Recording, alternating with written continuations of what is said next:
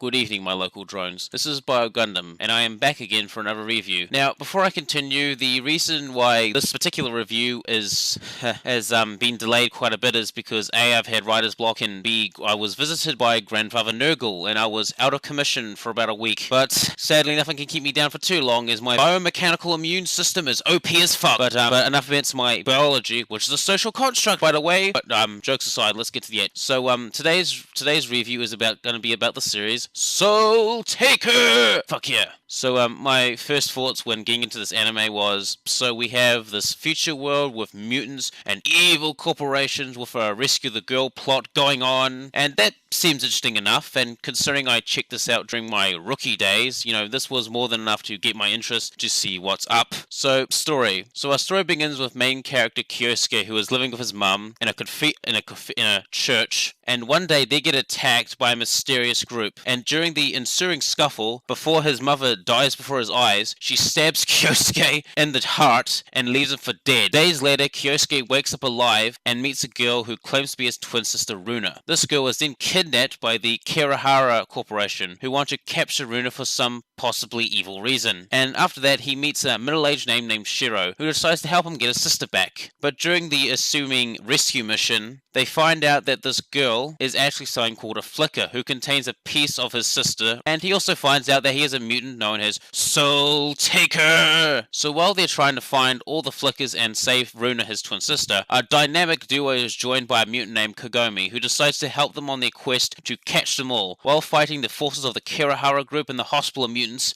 that dare stand in their way. So Soul Taker starts out pretty much as an episodic save the girl and fight the monster week kind of series, which at first glance seems very boring and cookie cutter. And considering how there are many series similar to this, you are probably wondering, how does Soul Taker hold up or even retain any interest in me who would even bother watching it? Well, I would say that is, while the first half of the series is nothing really to write home about, but I would say that the second half of the series is where the real meat of the series lies, as it evolves from a Monster of the Week plot into a series about a grand conspiracy revolving around a virus that turns people into mutants, aliens, and people trying to play God, which sounds pretty good, and to give credit where credit is due, I felt that Soul Taker's story was intriguing enough, and the fact that it tries to be different to warrant your attention is something I can really dig. Now, when this first came out, people could have praised it for being slightly different and thinking slightly outside the box. But in modern day, Soul Taker's ideas and concepts are so dated, and the fact that the series itself hasn't really aged well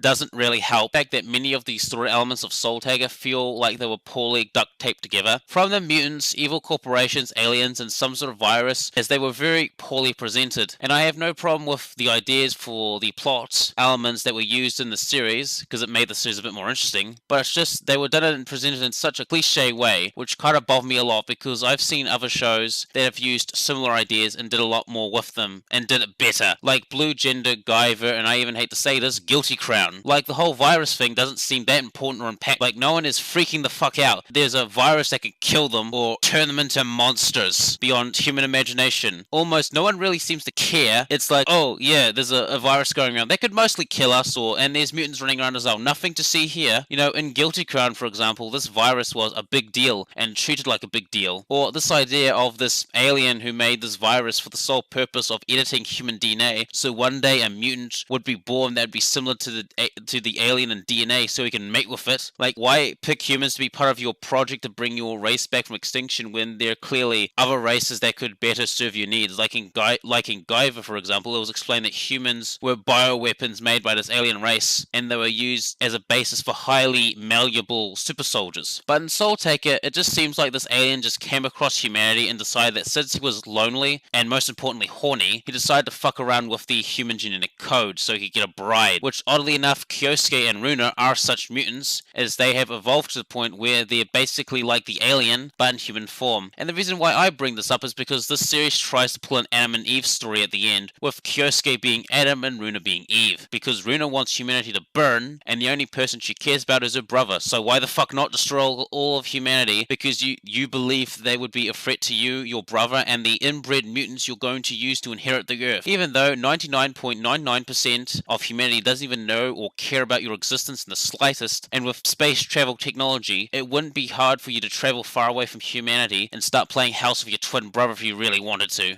In fact, the people who were looking for Runa couldn't even find her until she came out of hiding, and also the fact that she was hiding in their base of operations the entire time just showcases how she can just disappear off the map without anyone being any the wiser. And, considering that Runa and Kyosuke are twins, I wouldn't be shocked if they couldn't do the same. So it's not like humanity will exactly be a problem. Another thing that also really bothers me is that the series has a lot of these references to Christianity that go absolutely nowhere, and doesn't add anything besides, whoa, we're mentioning things from the Bible. And the question I would like to pose is, what does talking about angels, demons, etc. have to do with this type of setting? What is this, a Gonagai manga? Now, I can see the counter-argument being that those references are part of the narrative and they add some character and identity to the series, and while I would agree with that viewpoint, I'd like to counter that they're not really doing much of it, as they don't really explore or criticize any of the theology behind it, and it's more or less used for the sake of being there. But besides those problems and nitpicks aside, I think we should talk about some things this series story-wise does very well. One thing I will praise the story for is that each of the Flicker rescue missions all feel different and all have some sort of variety, besides the Monsters of the Week shit. Like, one episode I liked and showcases this is the episode where a main character comes across a Flicker named Megami, who at first seems alright, but you soon find out that she hates Kyosuke and Runa with a passion, because in her mind, the reason why she won't have a normal life and will always be hunted by some wild animal. And what makes this episode very impactful to me at least is it showcases how these Flickers didn't choose to be mere fragments of Runa, let alone be involved with all this bullshit. I also feel that the pacing for Soul Taker is pretty good, and everything flows very well, nothing feels rushed or too slow, and it's cool to see a series that can hit that sweet spot pacing-wise, even though it's 13 episodes long. And my last positive I would like to say is the conflict has some grayness to it as well, as most of the bad guys of the week are not evil per se, but are more or less people that fell from grace, and it's stuff like that that makes the main character's journey and the lives he takes more impactful, as some of these people only sin was fighting for the wrong person or making a few mistakes in life. For example, the Hospital Mutant organization, they originally wanted to use the virus to help people, and in the process they lost a lot of their humanity. In fact, the leader of this group is the main character's own father, and what makes this so impactful is the reason why Kyosuke is out there fighting the Kirihara and the Hospital Mutants in the first place, because he's trying to find and save one of the few family members he has left. But in order to do that, he must fight and even kill his own father to complete that task, which is a pretty fucked up situation in my humble opinion. So let's get to the characters. The main character, Kyosuke, is a slightly bland, I want to be the good guy and the hero type of character, who for the most part was okay. It's just, personally, I dislike these types of characters. I thought his slightly going to the dark side moments were okay, but it doesn't really lead to much, and even though he's going through so much physically and psychologically, I feel that character-wise he was wasted potential, because he could have been a really cool anti-hero, but no, he just cries or feels bad after he kills the bad guy of the week that are evil and trying to kill him. And while it fits with his character and makes him feel more human, instead of being this larger-than-life, powerful super mutant that just kills people with zero fucks given, which would have been cool to see, but it's just the crying that really rubs me the wrong way, because when I think about it, the main character Kyosuke reminds me of Kira from Gundam Seed. Don't know if that's a good thing or a bad thing, but considering that Kira is my least favorite Gundam protagonist, I'll count it as a negative. The side characters are a tiny bit more lively,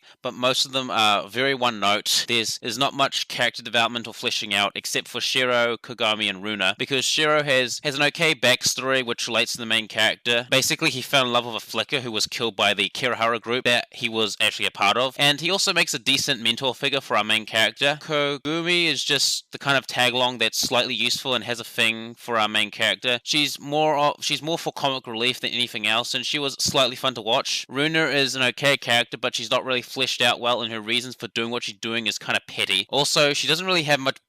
She doesn't have much build up as well. So another character that was wasted potential. As for her reason for doing what she's doing is, I love my brother way too much, and I hate humanity because my mother tried to murder me. So because of that, humanity can burn. Even though that action was taken way out of context, as that attempted murder was to awaken her powers so she could protect herself from the humans who do want to harm her and her brother. So yeah, more edgelord shit for you. Also, most of the villains or bad guys of the week are mostly one note and boring, even though some of them have reasons and motivations that make them slightly above being one-dimensional bad guy of the week. Like, for example, the main character's father Richard, who isn't a bad guy per se, and you can see where he's coming from and why he's doing it. But on the other hand, you've got Yu Kirihara, one of the main antagonists, who has a good motivation for doing what she's doing, but I feel it falls flat because how could a successful, smart businesswoman like her get tricked so hard? And for context, basically she's hiding the alien that made the virus and is working with it because it said it would bring her dead husband back to life if she gave him Runa, which turns out to be a troll. He actually can't do that. He was fucking with her the entire time. And I'm just wondering how a smart person like her could let herself get manipulated to such a degree. And you can say it's because she was so desperate to get her dead husband back that she was willing to try anything. But my problem with it is, why didn't she ask for proof that this alien could deliver on what he offered? And for a person who has such a high position in the business world, I would have thought she would have asked for proof for it first instead of taking its words at face value. Now, when it comes to art and animation, the animation is a bit choppy and dated. It doesn't look that bad when compared to some series from the 2000s, but there are series that look way nicer and flow a lot better in animation-wise. Like, for example, Digimon Tamer's Scryad and Inuyasha. Its backgrounds are slightly bland and just looks like someone on a drug trip. The art style is very trippy and full of symbolism and metaphors and dark colors, which is slightly cool, and no shocker here, is the director of Soul Taker was Shimbo. And if you want to see what happens when he has a limited budget and without Shaft to enable him to go all out, like, there are entire scenes with just random shit going on in the background, like gears turning, or biblical symbolism, just because. And I can tell that Shimbo tried his very best to shove as much of his latest acid trip into the show as he could. And if you're a fan of Akio Shimbo and like his style, I think you should check out Soul Taker just to see works from his earlier days before he partnered up with Shaft. The fight scenes are okay, but could have been better. It's just hard to keep track on what's going on sometimes, and it doesn't help when most of the fights end with his finishing move,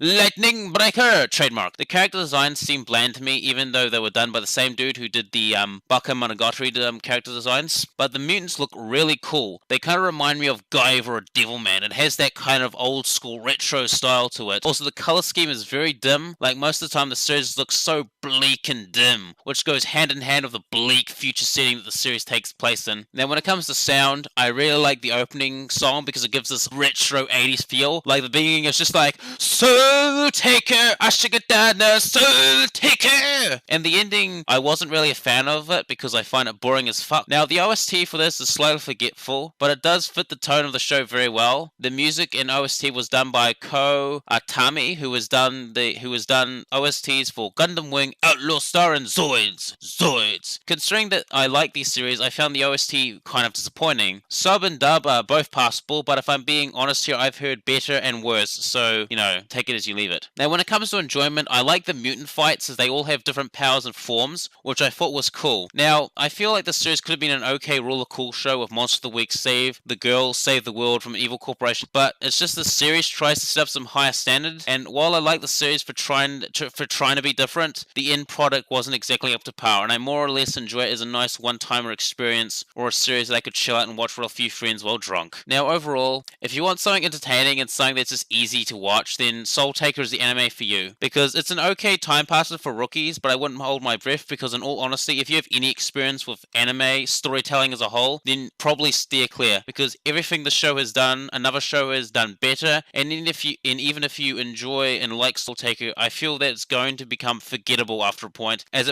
it's pretty predictable, and you can see most things coming from a mile away. So I feel that if you like the series, but you want something better, I think you should probably check out Guyver, or the first half of Blue Gender is a nice place to start before you move on to more things. So this is Bio Gundam, so this is the end of the review, so this is Bio Gundam signing off, and thank you for